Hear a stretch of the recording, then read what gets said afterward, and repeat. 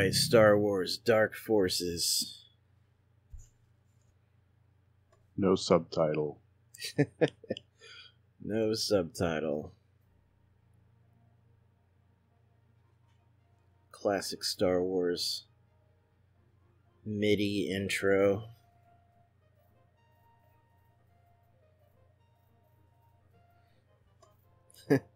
They could always remaster it and put Episode 1 Dark Forces. Jeez. Yeah. LucasArts' original intent. The original vision. I do feel like these old Dark Forces games would benefit from some sort of updated re-release. Yeah, those fan versions using Unreal and other ones that have slowly been coming online look pretty cool on YouTube. I mean, yeah. The thing is that it's slow progress because it's usually one guy doing it by himself. And then sometimes, yeah, like there's one of the first base level on YouTube, but the guy actually changed some stuff and he made it so you go outside more, like around the hills. So he kind of changed the game, but just looking as it does, it looks like a pretty cool thing by itself. Well, it's just sad that we, Doom and Duke Nukem 3D with the build engine, they've gotten updated source ports. Yeah. But Dark Forces, they never released the source for the engine, so... No. Alright, I'm going to do a new game from the beginning. I'm just going to go back here. Did some test runs earlier. A few days ago. Secret base. And let's see. Just go right in. Alright, Mon Mothma. There's the Death Star plans. This was among the original depictions of the stealing of the Death Star plans. I think it was technically the third, because you had the radio drama where Leia gets it beamed to her ship, stolen in the T'Prawa system. And then, actually, X-Wing had a version just 2 years before this, which is just ties into the radio drama, pretty much. My question is, where's all the boffins? That's the second Death Star. That's such a thing, though, that everyone says, like, in regards to that, like, it just goes hand in hand. Yeah, it's like a troll.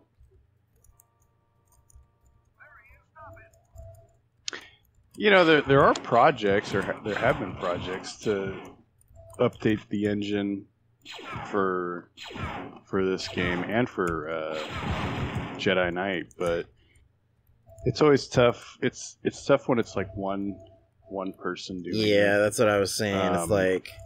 It's like because it just delays it so long. Where they're doing it on their free time. They got a real job. Yeah, they have a life. They have a life.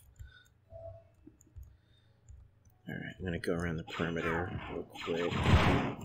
And it must be incredibly difficult when they don't have access to the original source code. Yeah. Yeah, but even some stuff, I mean, Doom has tons and has had tons of source ports. I mean, and it's been so long that there's been updated engines for that have come and gone by the wayside. Right. Build, I think that they released the source for that. So there's Duke 32 for Duke Nukem 3D, but there's only one. I think there's only one source port for that. I don't even know if they did release the source, how many people would be interested enough to make it to update this engine. Worthy. Yeah. I mean, obviously Doom's like huge, but right. This is more of a niche, even among Star Wars fans, I think. Yeah.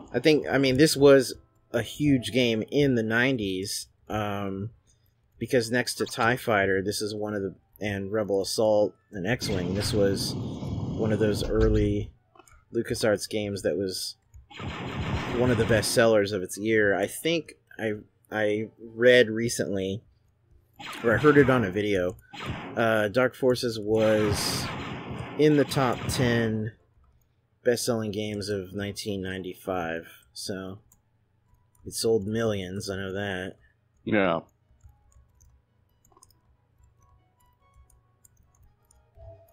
And I think, you know, there's definitely different eras of LucasArts, and, you know, for whatever reason, I think when it changed over to X-Wing versus TIE Fighter, I think that was the beginning of the next phase, because you had more 3D kind of graphics going on, and then Jedi Knight came out shortly after. I think that there was something about those games after XVT that was the start of a new phase going into the prequels. Yeah. Alright, here we can see if we could do it and then fail and then jump up 1,000 times. Oh, thank God. Thank the core. Well, they also stopped developing a lot of original like in-house IPs. Yeah. And that was the thing, you know, games got more advanced, so they kind of had to outsource more. Well, but I just mean, like, it almost became like all they did was manage the Star Wars IP and publish the games for Star Wars, and that was about it. Yeah. They stopped making, you know, their own stuff like Monkey Island and True. The Dig. Yeah. Yeah. Even Indiana Jones games kind of fell by the wayside until I think Infernal Machine came out a little later. I played that a bit, but it was really not good. Yeah, I heard it was mixed okay. things. It was okay. The follow-up was pretty good. I don't remember what it was called. Something. Was it Emperor's Tomb? Yeah, that was it. That was actually pretty fun. Yeah, because you know, you do like hand-to-hand combat and punch people and stuff. And yeah, there was more to do with the whip and all that. I'm assuming they had those classic Ben Burt punch sounds. It's been a long time, but I seem to remember that. Which sound like a sack of celery, basically, like in the Foley. Yeah. I was so satisfying. It's so satisfying. I was so happy to hear those, even briefly, in like Attack of the Clones when Jango and Obi-Wan are fighting. I think you hear one once or twice. Yeah. I actually just watched that scene the other day. It popped up on my YouTube. I don't know what I was searching, probably something about Boba Fett or something. Yeah. It popped up and I had to sit and watch it. Good fight scene. Right. And there was another indie punch in the Anakin and Obi-Wan duel when they each do a punch on each other, like right after the other. I think those was it base reliefs or whatever? Oh yeah. They look like where is it? They had one. Damn it! There was one with the Emperor. It's probably in that other room, but yeah. Yeah. They just remind me of the Secret Order or whatever from TIE Fighter. Yeah. They totally have that vibe.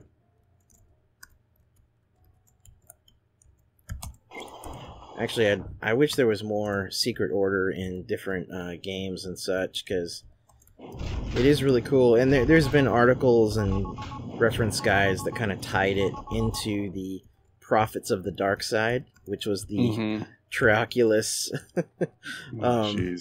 kind of deal. And never mind, I don't like it. Well, what's cool is, you know, they basically said that. Seeing if there's anything else up here. They were saying that the prophets that show up in that book are the false prophets of the dark side. That Kadan, that dwarf, that was the one of the cloak that looked like a star field, basically.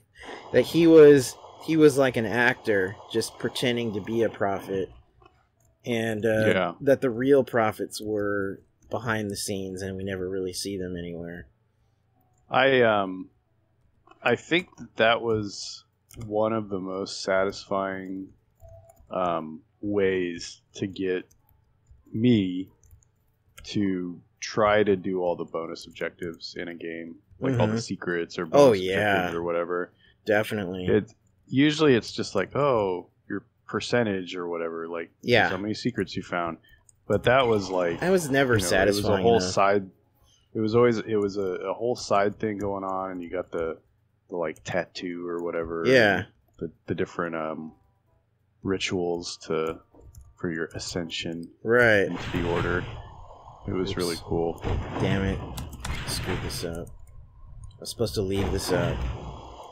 I'm gonna go around again. Womp womp. Which won't take long. There it is. Yeah, the bonus goals. When I first played through TIE Fighter. Oh shit! Did that go back down? Whatever. I think it sounds like it. Whatever. Oh, good. It's up. Yeah, the first few times I played through TIE Fighter, I didn't worry about bonus goals too much or even points. But then as I started playing it on hard, and when you play it on hard, you get more points, so you're able to get to Lieutenant and Commander and General faster. Oh, I forgot about that. I forgot about the ranks. And so that's what... Really, it's the points that unlock the Secret Order stuff. That's what it is. And so as you play it on hard and you get the secondary and bonus goals, you're just racking up more points. So what's cool is if you get really good to where you can take out every single maximum number of ships, sometimes even including neutral cargo freighters and things like that, you'll maximize the potential of how many points you get at a certain point in the game, like sometimes earlier. And it's cool because then when you start unlocking the tattoo earlier, you can see more of the tattoo later in the game that you might not normally see. Because like there's like, I think at least 6 or 7 variations on the cutscene, to where first you go in this one room and you see a couple of the acolytes and they give it to you. But then there's a later one. Give it to you. They give it to you. There's a later one I only saw probably a handful of times because it was rare I'd get to it, where you're almost standing on like this big air shaft, almost like the interior of the Death Star. And one of the Secret Orders on a level above you, and then Force Lightnings your arm or whatever. Yes. So, but that one I'd see rarely. That was like probably even a year or two after I already owned the game. All right, that's it. That's Danuta. That's Danuta. Danuta. All right. Got the Death Star plans. Level 1. Now we gotta run down that hallway. Try and get him to Leia before Vader chops us up. Right. Here we go with the cutscene at the end of level 1. Kyle delivers the plans to the Rebel Alliance. Soon afterwards, the Death Star is destroyed. But even as the Alliance celebrates this victory, another sinister plot is set in motion that will become an even greater concern for the Rebellion. Moff Gideon. Yeah, too bad he didn't have a Super Star Destroyer. Right. The Emperor has approved your test demonstration, General. Oh, Scott Lawrence. Thank you, So Lord good. Vader. What I unveil today will mark a new era for the Empire. We will be able to decimate the rebels just as we did the Jedi Knights. At last, the Emperor's war will be filled only with the glory and beauty of decisive victory. A noble cause, General. I hope the demonstration lives up to your claims. Proceed. With pleasure. Dark Trooper, release. Dark Troopers. Arc Hammer is such a cool ship. It is a really cool ship, and we never saw that class again. Yep. Just like Jarek's Super Star Destroyer and many others. Well, that's what I was going to say about Super Star Destroyers, especially in the old EU. It was such a cliche for there to be all these different Super Star Destroyers that come out of the woodwork. Yeah. Different Imperial Warlords and old Moffs and stuff. Right. I guess that was the thing. Every creative team on any Star Wars thing, whether it was a comic or a game, they really wanted to put their personal stamp on something that felt like Vader's ship, like when you first saw it, but was different. Well, I think that's why Very impressive, General.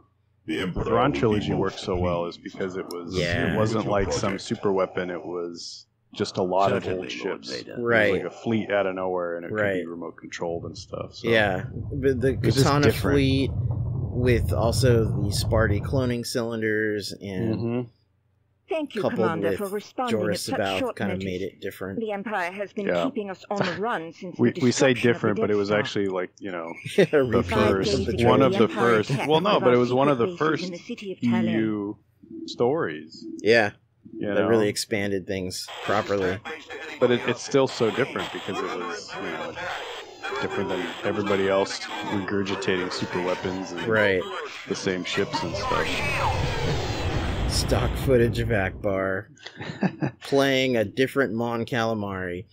Yeah. What was and that, cool- That Moncall That base cleared was his throat destroyed within when he started Right. talking. Many innocent people What in was the cool surrounding was city, when, as well as the rebel staff were killed.